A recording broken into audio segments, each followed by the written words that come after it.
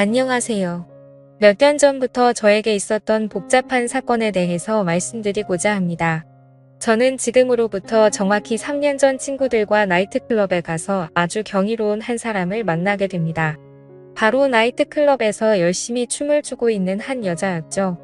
3년 전 이맘때쯤이라는 걸 정확히 기억하고 있는 이유는 그때 그 일이 저에게는 너무나도 행복했던 기억이기 때문입니다. 그녀는 친구들과 함께 온 것으로 보였는데 유독 빛나던 그녀의 모습을 오랫동안 지켜보면서 다른 남자와 춤을 추고 부킹까지 하는 모습까지 훔쳐봤습니다. 웨이터들에게 이리저리 끌려다니는 그 매력적인 여자의 모습이었지만 조금 느낌이 달랐던 부분은 굉장히 노련하게 보였다거나 할까요? 한 번쯤 친구들과 일탈을 하기 위해서 온 것이 아닌 적극적으로 웨이터들에게 끌려다니며 부킹하는 모습이나 남자들과 춤을 추며 진심으로 즐기는 모습을 봤습니다.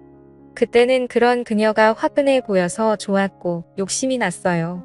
저는 그런 그녀를 보면서 친구들과 함께 테이블에 앉아 술을 마시고 있었습니다. 당시에 나이트 안에는 사람이 정말 많았는데 그 여자만큼은 아주 선명하게 잘 보이더군요. 뭐라고 표현해야 할지 모르겠다는 생각이 들 정도로 아름다워 보였습니다. 저와 제 친구들은 그 여자 무리를 보며 완전히 꽂혀버렸고 합석을 한번 도전해보자고 이야기를 꺼냈습니다.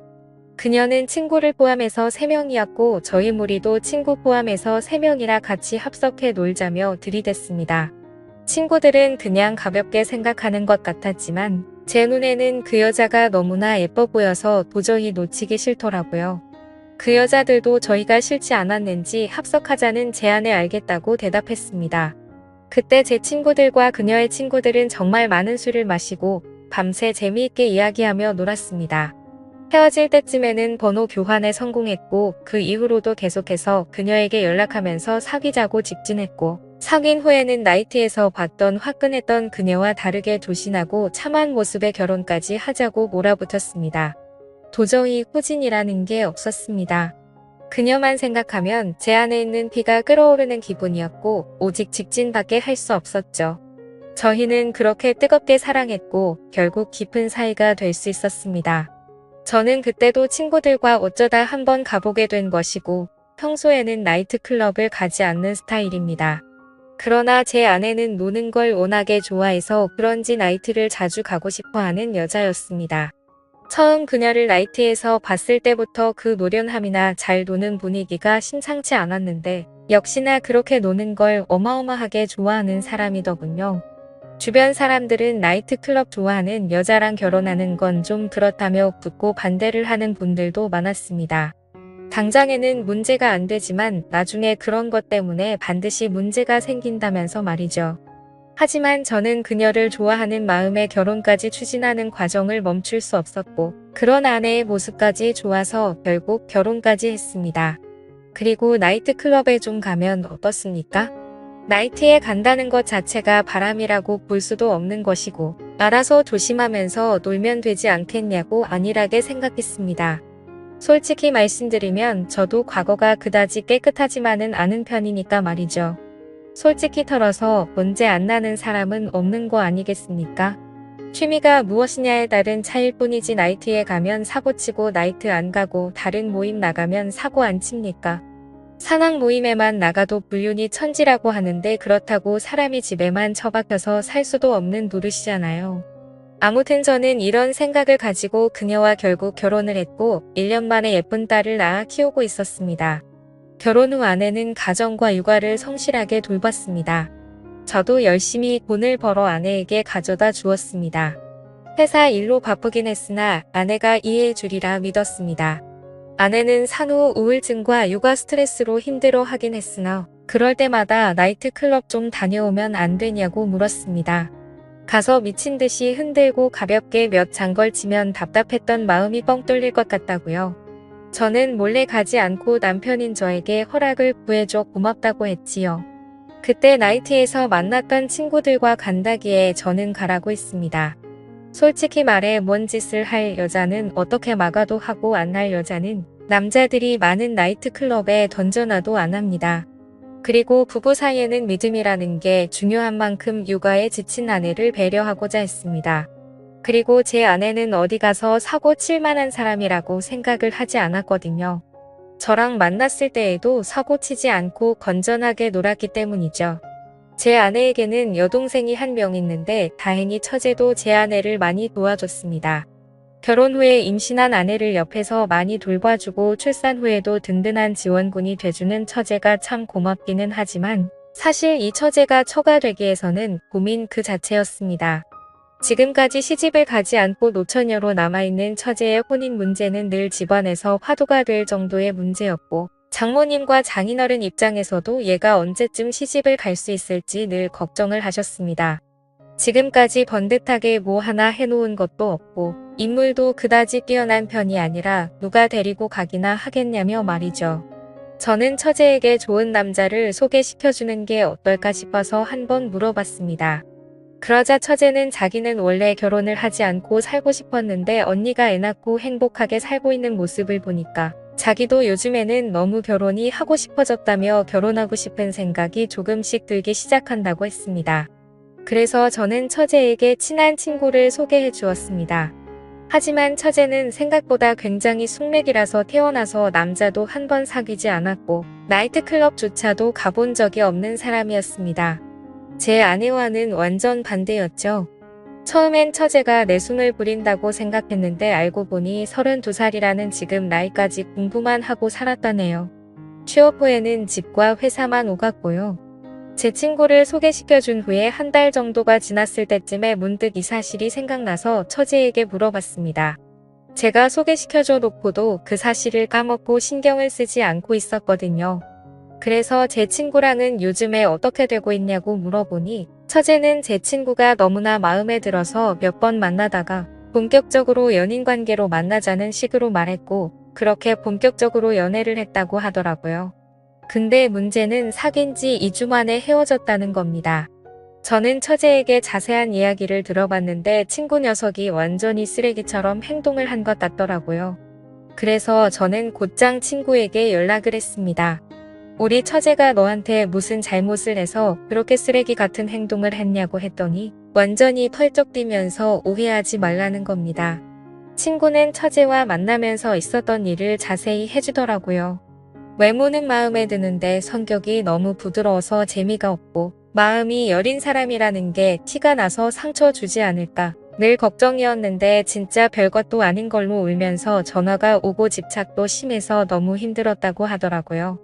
연락이 1시간만 안 돼도 바로 전화가 오고 어떤 날에는 자고 일어났더니 전화가 20통 넘게 와 있고 지금 뭐하냐 누구랑 있는데 답장을 안 보내냐면서 소리를 지르기도 한다는 겁니다. 게다가 회사에서 회식하는 거 가지고 거기에 여자가 있니 옴니 회사에서 여자 동료들하고 친하게 지내지 말라면서 으름장을 놓기도 하고 아주 피곤해 죽겠다고 하더라고요. 생각해보니 제 친구가 좋아하는 여자 스타일은 조금 남자 같은 면이 있는 털털한 여자입니다.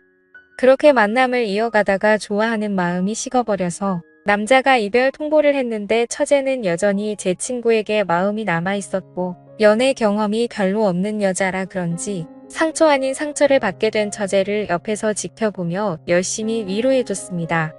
요즘 같은 세상에 이렇게 남자를 모르는 여자도 있구나 싶으니까 한편으로는 귀엽기도 하면서 한편으로는 굉장히 답답하더라고요. 전혀 쿨하지 못한 처제를 보니 참 피곤한 성격이라는 생각이 들었고 왜 지금까지 남자들을 만나지 않고 사는지 훤히 보이는 느낌이라고 할까요? 그래서 참 답답했습니다. 근데 진짜 문제는 소심한 처제가 아니라 그걸로 난리를 치는 장모님이었습니다.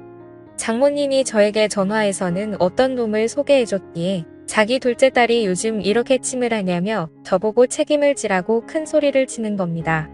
실컷 남자 소개시켜줬더니 본인이 제대로 못한 걸 저한테 책임지라고 하는 걸 보고 참 짜증이 났습니다. 이래서 누가 잘 되든 못 되든 오지랖 넓게 행동하면 안 된다 싶더군요. 그래도 아내의 동생이니까 이 정도로 신경 써주려고 했는데 앞으로 완전히 신경을 꺼야겠다 싶더라고요. 장모님께도 자초지종을 말씀드리고 우울한 처제를 위로하고 달래주기 위해 오랜만에 저녁이나 먹자고 했습니다. 오늘은 형부인 제가 금액에 상관없이 무조건 맛있는 걸 쏘겠다고 하면서요. 처제는 탐탁치 않게 여겼으나 제가 뭘 잘못한 것도 아니니까 딱히 눈치 보지 않고 그녀의 팔목을 붙잡고 여기저기 데리고 다니며 기분 전환을 시켜줬습니다. 저는 처제와 바다에 드라이브 가서 밤 공기를 맞으면서 좀 걷다가 근처의 포장마차에서 꼼장어도 먹고 강가에 앉아 맥주캔을 마시면서 많은 이야기를 나누었습니다. 저희는 깔깔거리며 웃고 속에 있는 깊은 이야기를 나눴죠. 밤 공기는 참 차갑고 한편으로는 참 따뜻했습니다. 그렇게 처제는 이제 좀 괜찮아졌다면서 신경 쓰지 말라고 하더군요. 마음에 드는 남자한테 차이니까 괜히 서글펐다면서 신경 쓰게 해서 미안하다는 말을 하더군요. 그 이후로 이제 좀 평화로운 날이 오나 싶었는데 갑자기 엉뚱한 곳에서 문제가 터졌습니다. 그 문제의 원인은 제 아내였어요. 아내가 나이트클럽에서 만났다는 남자가 한 명 있는데 그 남자와 3개월째 연락을 주고받았다는 걸 제가 알게 된 겁니다. 우연히 아내의 핸드폰을 보고선 이런 사실을 알게 된 것이죠. 원래 남의 핸드폰은 잘 훔쳐보는 스타일이 아닌데 자꾸만 늦은 밤에 문자가 왔다는 진동이 자주 울려서 안 그래도 이상하다 싶었는데 이때다 싶어서 보게 된 것이었습니다. 전부터 이상하다는 생각은 했으나 그럴 때마다 아내는 친구에게서 온 문자라며 거짓말을 했었거든요. 그런데 그게 알고 보니 남자였고 그냥 남자도 아니고 믿고 가라고 놔둔 나이트클럽에서 만난 남자였다는 사실에 너무 화가 났습니다. 사람에 대한 배신감이 느껴진다거나 할까요? 그렇다고 그 자리에서 아내에게 뭐라 말할 수도 없었습니다. 문자의 내용을 봤을 때 불륜이라고 판단하기는 어려운 수준이라서 제가 아내를 지적하기에 참으로 애매했거든요. 가볍게 안부나 묻는 정도라서 말입니다. 어쨌든 며칠 동안 지켜보면서 결정적인 증거를 잡으려고 했으나 그럴 때마다 아내는 뭔가를 눈치챘는지 휴대폰도 보지 않고 매우 조심히 행동하기 시작했습니다. 저는 이를 어디 하소연할 곳도 없고 너무나 답답해서 처제에게 털어놓았습니다. 처제는 자기가 언니를 잘 살펴볼 테니 걱정하지 말라고 하더군요. 그때부터였을까요? 저는 처제와 부쩍 어울려 다니며 그녀에게 힘든 마음을 많이 기댔습니다.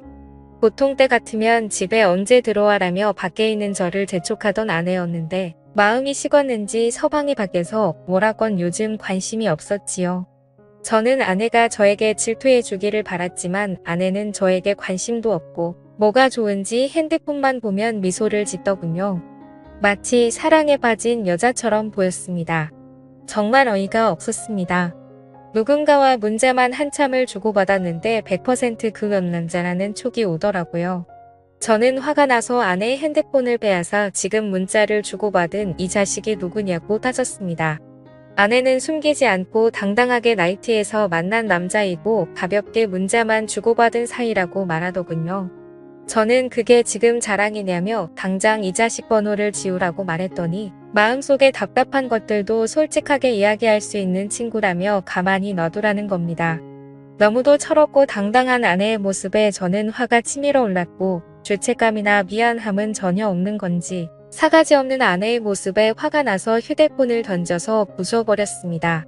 아내는 이게 지금 뭐 하는 짓이냐며 놀라워했지만 저는 앞으로 생활비도 그 남자한테서 받으라며 생활비 통장에 있는 돈을 제 계좌로 모두 보내버렸습니다. 그러자 아내가 화를 내며 내가 나한테 신경을 썼으면 얼마나 썼냐고 화를 내며 울기 시작했습니다. 잘못은 자기가 해놓고 자기가 먼저 눈물을 흘리는 어처구니 없는 경우였죠. 그래서 저는 당당하게 말했습니다. 앞으로 두고 보라고 내가 너한테 해준 게 뭔지 서서히 알게 될 거라고 했습니다. 저는 그녀를 위해서 하던 집안일도 일절하지 않고 생활비도 보내지 않고 잠자리도 함께 들지 않았습니다. 그녀에게 해주던 모든 경제적 지원과 평소에 베풀던 배려들을 모두 끊어버렸습니다. 그 후로 당연히 저와 아내의 관계는 급속도로 차가워졌습니다. 아내는 제가 바쁜 회사 일로 자신과 가정에 소홀했다며 저에게 그동안 실망감이 많이 쌓인 듯 했습니다. 밖에서 돈 벌어오는 것도 모자라서 그런 걸로 태클까지 거는 게 짜증나서 저는 아내에게 나가서 돈을 벌어오라고 말했죠. 그렇게 오랫동안 냉전이 계속됐는데 처제는 힘들어하는 저를 보면서 많은 위로를 해주었습니다. 같은 혈육이지만 자기가 봐도 언니는 자유로운 영혼이라면서 어딘가에 정착하고 사는 것과 어울리지 않는 사람이라고 했습니다. 그래서 언니가 결혼한다고 할 때 집안 식구 모두 놀랐답니다. 처제와 많은 이야기를 주고받으며 소주만 한 잔 두 잔 마시다 진탕 취하도록 술을 마셔댔고 저와 처제는 필름이 끊겼지요. 며칠 후 아내는 저에게 미안하다고 사과를 했지만 더는 답답한 결혼 생활 못하겠으니 이혼하자고 말을 꺼냈습니다. 저는 당연히 올 것이 왔다고 생각하며 알겠다고 대답했습니다. 그렇게 일사천리로 이혼을 진행한 후에 얼마 되지 않아 아내의 소식을 들었는데 정말 너무나도 충격적이고 저를 괴롭게 만드는 사실을 한 가지 듣게 됐습니다. 그때 그 나이트클럽에서 만난 남자와 동거를 하고 있다고 하더군요. 저와 이혼을 하려고 했던 것은 자신의 삶을 살기 위해서가 아니라 결국 그 남자와 함께 살기 위해서 그랬던 것이었죠.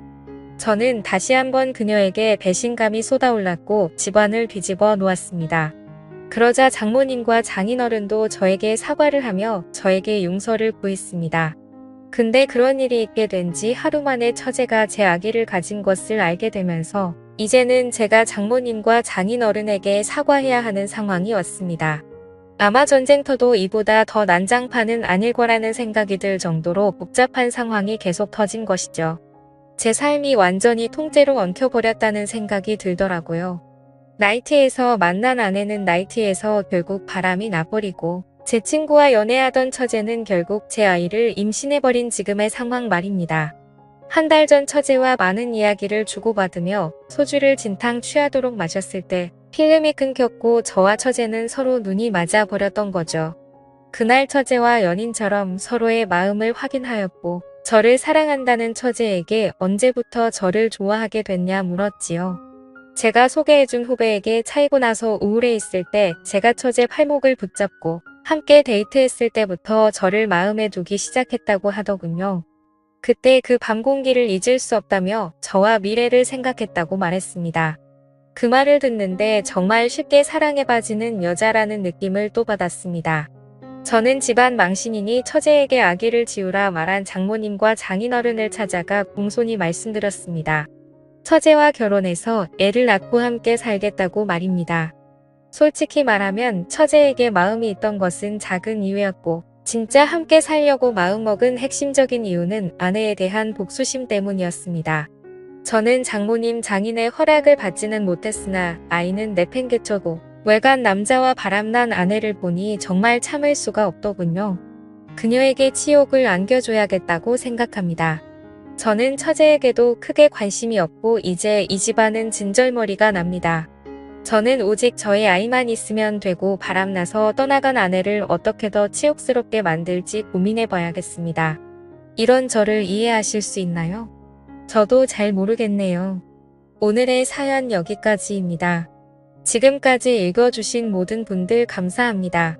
구독과 좋아요 알림 설정 눌러주세요. 그럼 모두들 행복한 하루 보내세요.